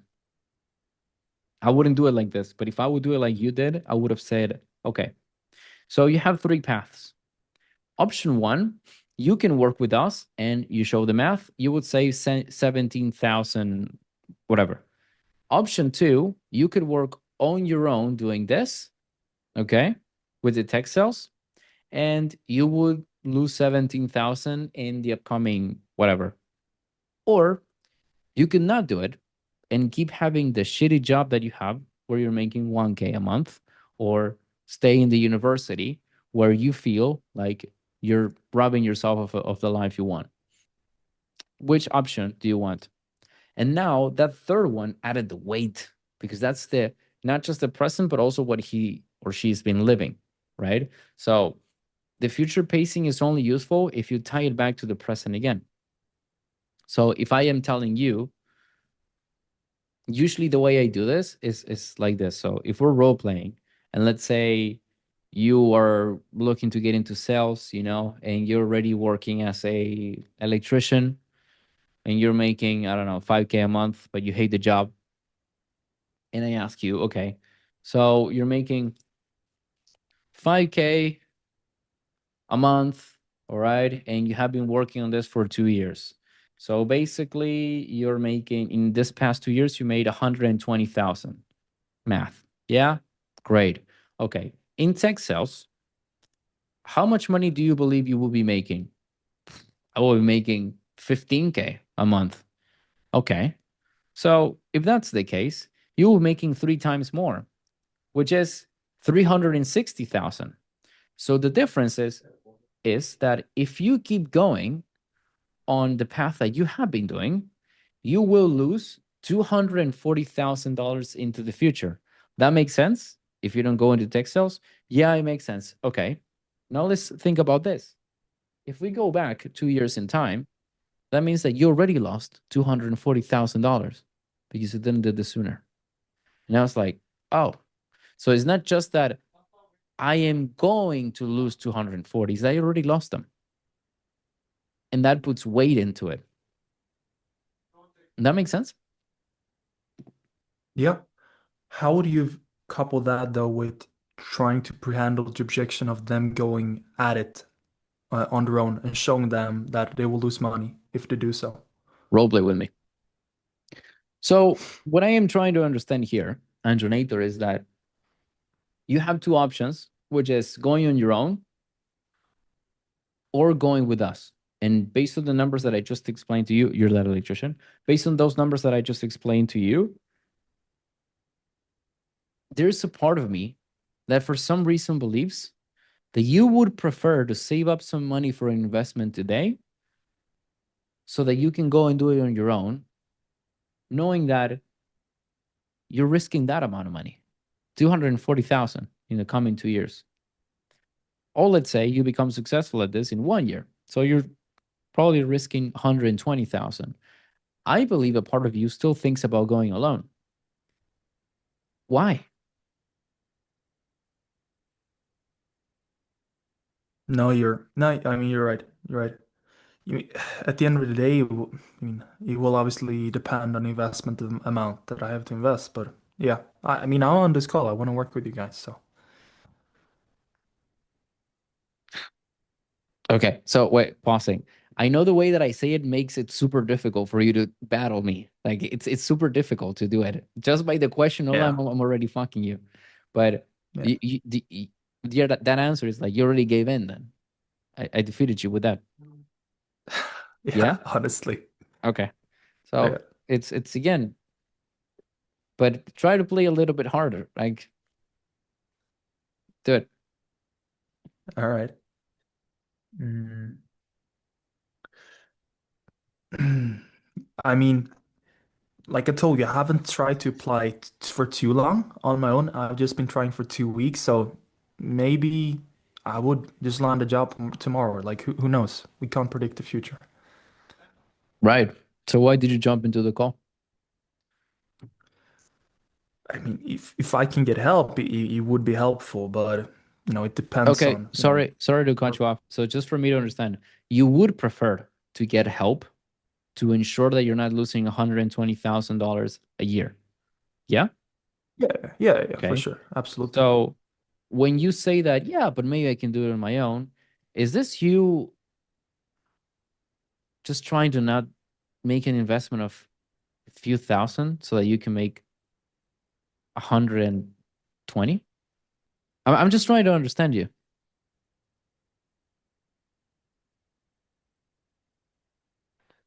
Yeah, maybe it is that way. I mean, I don't have too much crazy amounts of money right now. Okay. Do you believe that is the solution that you need to actually get the money that you want, just to try and leave it at luck because you never know? Do you believe that people who actually make that type of money, they just say, you know what, I might just wake up tomorrow and just do one outreach and get it? Do you believe genuinely with that approach that you can make that money? Is that what you're telling me? No, I mean, I'm just trying to have a positive mindset. I believe in myself that I can do it, but I mean, with you guys' help, it would be quicker for sure. So again, it tells me, it brings me back to my point, which is you believe that if you have our help, we'll be quicker, we'll be faster, we'll be safer. But you're also telling me that you have this positive mindset. Well, what is the difference between, I'll put it like this. If you want to be positive, would you just walk in front of the street without looking at the sides? Not even caring if there's a car that's going to hit you because you're just positive? Like, would you operate that way? Just on that example. No? Okay. That's being positive.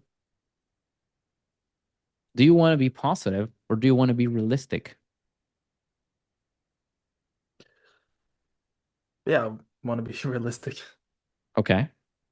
So you have the options of spending a couple thousand so that you can get pretty much guaranteed, if you put in the work, 120 a year. Or you can just take the massive gamble of saying, I'm just going to be positive and maybe I'm going to get a good job tomorrow that I won't even know how to maintain it. Is that what you want to do? No. Can you help me understand why you wouldn't be jumping at this opportunity with everything you have? Because you're seeing an ROI of like 1,000%. Why not? Help me understand that.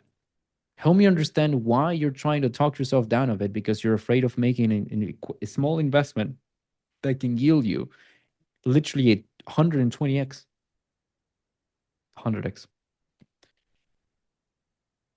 Yeah. No. There's no reason why. If you're going to have this mindset, offers off the table. Is this going to come up again?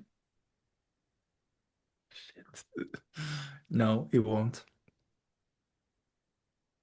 Are you 100% positive? Because if this happens again, we are not someone who would like to work with, and I'm going to triple the price and I'm going to put your name into our company. So it makes sure that if you ever try it again, it's going to be triple the price.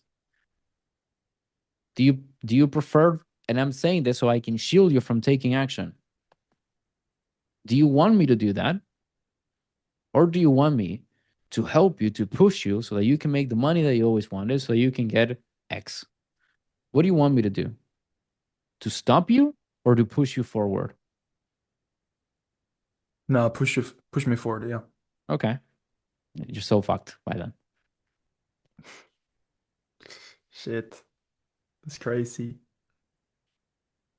Yeah. That would have saved me a lot of money. Or sorry, would have made me a lot of money. I've gotten a lot of those subjections in my days. So yeah, that's golden, man. Shit. But again, I'm not even saying anything kind of weird. It's like, why the fuck wouldn't you spend 2K or 4K so you can make 120? What the fuck is wrong with you? And I'm literally gonna say it like that if it's needed. You know? Yeah. Yeah. So yeah. Again, the only people who you guys wouldn't be able to close are the people who genuinely don't have money. Or very, very 0.1 chances, probabilities cases. They just the call that I want to upload for you guys to see with this guy that he actually could afford it. It's just that complete wanker. I want you guys to see that too. But it's like 99.9% of cases is this. You show them, what are you afraid of? Spending the money? Yeah. Okay. You can make 100x that. What do you mean? What? So very, very easy. Anyways, anything else, underneath? Yeah, just touching on this. Touching? Mm, I've seen in some of your role plays recently, maybe I got it wrong though, Tell me. that you kind of ask, what would you expect to make in ecom, right? What Yeah. would you make if you go down the route of, I don't know, what they're currently studying? And then Mm-hmm. in my mind, it was kind of future pacing, but maybe it wasn't. That, yeah, if you, in 3 years, if you go down law route, you will make X. If in 3 years you do ecom, you will make X. Yeah. Why is that not future pacing and why is that different? Because in that case, I'm using future pacing to let's call it kill two birds with one stone, which is I want to eliminate the option of them being in university and going on that path. Because it will be easy for the prospect to say, yeah, but I mean, I kind of need to think about it because I could just stay in college, finish this degree. But if I show them, okay, with college, you're studying law, shout out to Tyler, you you will make 8K a month in the best case. Okay. If you are in ecom, how would you make? Yeah, 80K. So in the future, you could be making 10 times more at 10x if you choose the right vehicle. Yeah. So do you want to do law? No. You sure? Yeah. I'm using it to, yes, it's future pacing, but also allows me to eliminate the objection. That makes sense? Mm-hmm. Okay, I see. Because obviously I'm gonna also go with the pain of being in law and whatever they're studying, but sometimes it's not enough because the pain of a college student is, yeah, I have to study and I'm not making any money because I'm in university, or I have to have a part-time job. But once I graduate though, and that could be an objection. Yeah. So that's why I make sure that the objection dies from head to toes. That makes sense now? But I get Yeah, your point. but okay, cool. And if understanding you correctly, it's always, if you can, more powerful to show them how much money they've lost in the past versus how much money they will lose in the future, if you can. Absolutely. So this one, keep in mind that this is the last resort because you don't have anything. The best way of using this is by saying, okay, Andronator, how much money are you making as an electrician? I'm making 5K. Okay. Do you know anyone that does ecom? Yes. My best friend makes 25K a month. Okay. So your friend is making $20,000 a month every single month, which is 420,000, 240,000 a year. Yeah? Yeah. Wow. You happy with that? No, fucking hate it. Okay. Another example is you have someone who is, for example, this is the latest call I had. And the dude said that his company is making 5K a month, right? And I said, okay, what about your competition? My competition is making no, sorry, I'm tripping. The competition is making $400,000 a month. And I have a better product, I know. Okay. So basically, you by not fixing this, you're missing on $395,000 every single month when you know you have a better product. Yeah. And that's the proper way of using it because you're making the financial gap with facts, right? The problem is that you don't always have a company, you don't always have a friend who's making this. Sometimes all you have is the hypothetical, but sometimes that hypothetical is enough. And this is the worst case, but not necessarily what you should be looking to get. The point and what you should be looking to get is basically, how can I show them that the way they're doing things versus if they do ecom with me would mean in them making X versus in them making Y. You have to find a way of showcasing that. It could be through multiple ways, like I just explained. But is this making sense now? More clear? Yeah, it does. And the more you go to future pace avenue, the less effective it is. And the more you go to past, the more effective it is. Even more than present on this one. Because if I tell you, just think about this, Engineer, you by not closing before, you could have made $100,000 more in the future. It's like, actually, that hurts. If I say, you by not closing, now, but before, you already lost on 10K this month. It's like, oh shit. But if I said, because you haven't done it before and you started with copy, you by now would have been making 50,000 a month. Do I have to add up all the months? And now you're like, nah, I just destroyed you. When I give you the number, it's like you already missed on basically more than $500,000. You're like, no. That makes sense? Yeah. And then I can give you the redemption arc, which is basically, okay, you already missed $500,000. Do you want to miss another 500,000? No. And now I got you. Yeah. That's the most powerful way of doing it. Cool. Yeah, that clarifies a lot. Appreciated. Just finally, to pull a Tyler, to understand your psychology here Tell me. behind this, you said that after the launch, you became way more direct. Why Yeah. was that? Was it because you dealt with a lot of brokies and you didn't want to waste time, or what caused you to have that change? It just enhanced my skill overall because, yes, a lot of brokies, like ridiculously, but it's been a while since I had so many calls. All of you know that in the offer that I am, I'm taking 3 to 4 calls a day, like that being tops, right? Because I'm also doing the studying, working with you guys. It's been a while since I've been having 8, 9 calls a day. It's been a while, you know? And also talking with you is like doing so many things created pressure. So again, I evolved into, okay, how can I be more efficient? And I realized that by being more efficient, by being more direct, by calling things out, I actually go faster and in a better way.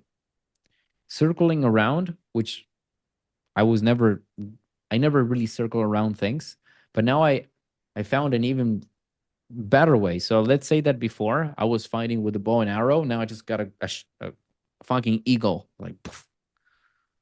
A desert eagle is like boom, right? It's like completely different now. So my point is that I'm way more direct, way more assertive, and I'm calling out things. But again, it's jumping into that arena in that battle. You know, the best way. I read books about this that, to be precise, that they explain that the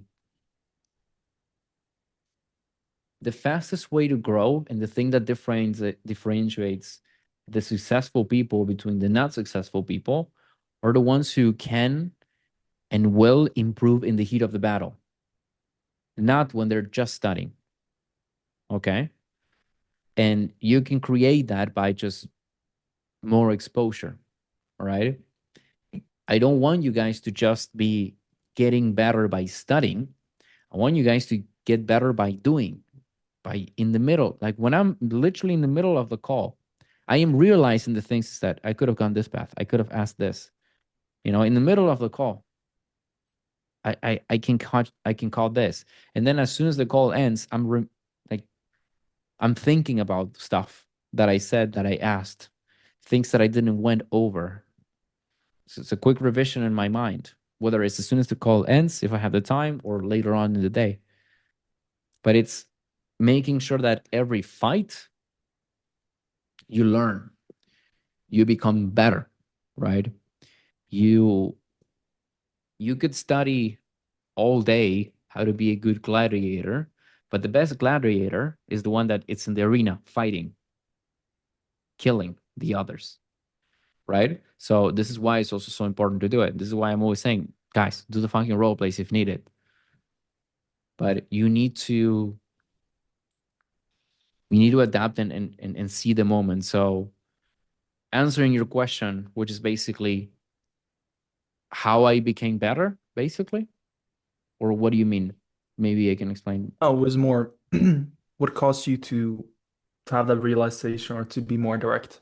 Okay. No, it's just efficiency then. It's just efficiency. I realized that I'm getting better results. Also, my calls lately, 30 minutes, 30, 40 minutes, which is insane. I never had calls this fast whilst I'm going in so many detail. But and I realized that, and I tried, this is more advanced, but I try to go faster on calls by, okay, I'm gonna find the pain and I'm gonna go. It's no, or I'm gonna focus on fixating into what's the pain and go like this. Basically, what I do now is I'm just looking at the guy and seeing a reaction. And once I see the reaction, it's like, why is that? What was that? Then I got you. Every day that is going by, I am relying less and less on the words people say and more about how they say it. You know? And once I caught that, I'm like, why? Why is this? I feel like this is affecting you more. Why? Why? Why? Why? And with that, after the 4 or 5 questions, people are like, yeah, I hate this. My latest call was with a lady that she's a subway driver. That was an interesting one. And when she said it, there was something very odd. And I said, I feel there's something odd. Yeah, she was black. And they said, it feels odd. And immediately she told me she opened up because of it. And I went layers deep very quickly, like extremely quickly. Yeah, facts, Jaden. I don't know what's going on, but yeah. The ratio is 99-1. But is this making sense? Also, I guess if you guys end up seeing a new roleplay of me, you'll realize what I mean. It's more drastic, it's brutal. It's like I'm constantly evolving, adapting all the time, right? And all of you should be doing the same. It's like we should all be just speeding up like crazy. I said this before in other trainings. You guys remember? It's like so. Like, I said this before, which is the people that we will be in 1 year. So if we look at ourselves 1 year ago, it's like, dude, I was so bad at this shit. What the hell?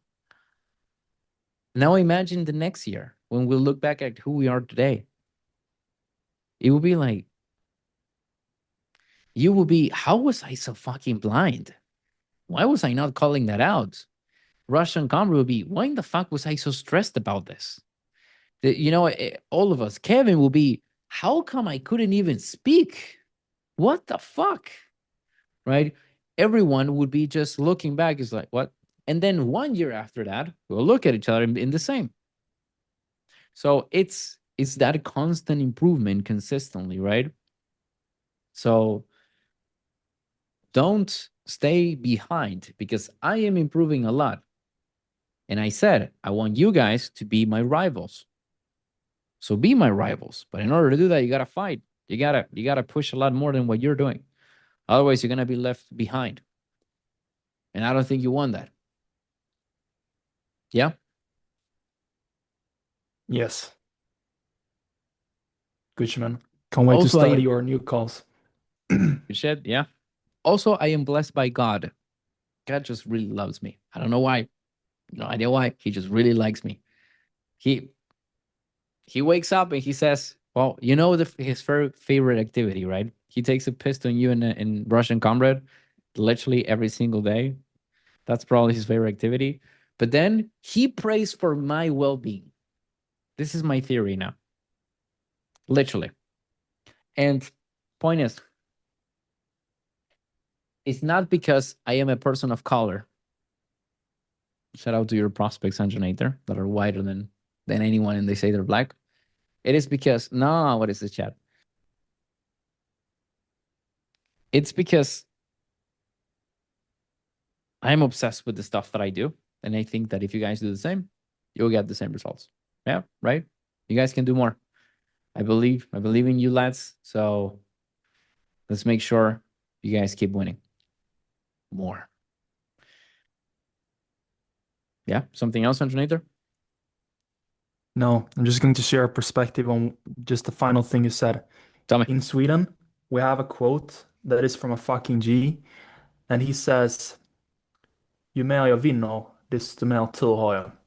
And he basically means the more I win, the more luck I have.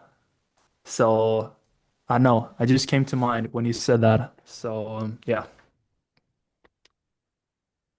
I'm gonna write that down. I like it. But yeah, I like it. And I do believe that actually. True that.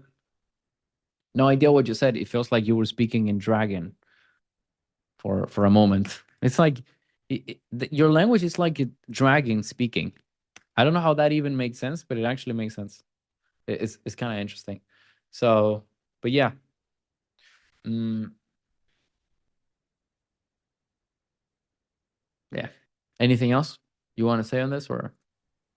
All good, all good. All right, good shit. Tyler? Hey, Fitas. So imagine I'm I'm Luca right now, giving you some sauce. Now, the first thing about the discovery is once you step into the prospect's shoes and you understand their situation, you know what they will use to escape the situation. Like, for example, when you ask Luca about the future pacing stuff, with the student, he doesn't know shit. He's never earned money before, so you can't anchor it in the past because he doesn't know how it feels. So the best bet that you could do is show him the future that, hey, it's two direction. Let's say now it's a different student. He has earned money, he has a part-time job, and you show him with that, right? That's the first thing. With the Jaden situation of the intuitions, that is what you use to create multiple movies in your head to say, I think this could be this, I think this could be this. And then with data, it gives you the reality of that movie, which is the one true one. So yeah, that's what I wanted to say. It's a great takeaway from a long time that I said that I create multiple movies. But yeah, basically it's a bunch of paths that could happen. But with data, I am confirming every step of that path. So I end up knowing which one is the one that is the truth and which one I should take. So yeah, actually it's a great point. 100%. Yes, sir. Cooking. Anything else, lads? Anyone?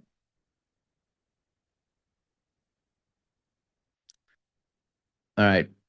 Good shit. So let's hopefully kind of a different call today, or not actually. Couple questions, motivation. You guys should get your shit together. All of you should be winning. All of you should be winning. Why in the fuck are you not winning more? What the fuck is wrong with you guys? Really? Like, I don't even, just like I tell to my prospects, why in the fuck? It's just to you guys as well. It's like, why not more? You know? So do more. A lot of people are counting on you guys. Myself, yourselves, your families, your girlfriends, whatever. Do more because I believe you can and you guys believe it too. So yeah, stop being gay, you know. But watching Solo Leveling is a good break. I would agree with that, Jaden. I would agree with that. But just that. You don't need more than that. Until you're not making 10K a month, probably you don't need more than that. So, all right. Keep in mind, until I didn't make 10K a month, I didn't stop a single second. I didn't do anything. So I would have stopped and watched Solo Leveling. Yes, 100%. But I wouldn't have done. Nah, what? Okay. Lads, I will see you in the war room. Okay. And give it your all. All right. All right. Yes, sir. Thank you. Peace out. Man. Okay, so we finished the video. I congratulate you for not being a lazy fucking fuck who cannot even watch one video. And now the question that I have for you is, what do you want to do now? The fact that you don't have someone who is helping you costs you money. The fact that I don't have anyone who's telling you, yeah, you're fucking up with this, you need to change this, blah, blah, blah, is destroying you, dude. That's why you're not where you want to be. And I'm not just talking about the mentor, I'm talking about the community. If you're a lone wolf, you will not go anywhere. You need people. You need someone. If you're a faggot and you feel like this mentorship is not the one that you want, all good. Find yourself one. Do not just accept a shitty and mediocre life just because you're afraid of spending a few thousand. Stop being so fucking gay. Get your shit together. You already know the things that you have to do, whether it's with me, whether it's with anyone else. And if it is with anyone else, just double fucking check that they're not scamming you. But do something. Do something. Okay? So, hopefully you enjoyed the video. Don't forget to drop a like. And if you want to work with me directly, you can see the link down there. So, yeah. Peace out.